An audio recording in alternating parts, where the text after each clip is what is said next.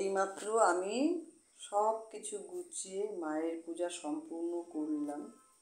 আমি আমার মায়ের পূজা করলাম, মা বিপদনাশিনী পূজা 13 রকম ফুল ফল দিয়ে আমি পূজাটা করলাম।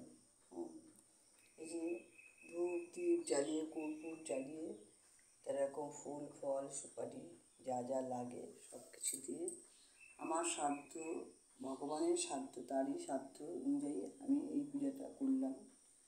আমি তো তারিণীর পাঁচালিটা পাচ্ছিলাম না, যাই হোক পাঁচালিটা পরে আমি নিজেই সব কিছু করলাম। কিন্তু এই পূজা হচ্ছে অনেক নিয়ম, যাই হোক আমি যেইভাবে পারলাম সেইভাবে পূজাটা করলাম।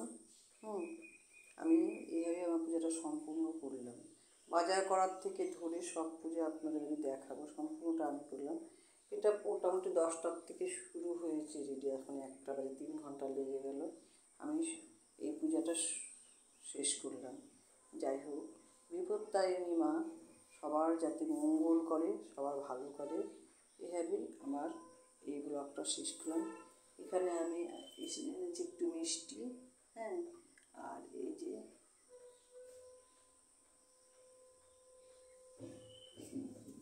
যাতে ভালো করে।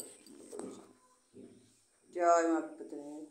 যদি তোমাদের বিপত্তারিণীর ব্রতটা ভালো লাগে তবে প্লিজ শেয়ার আর সাবস্ক্রাইব করো।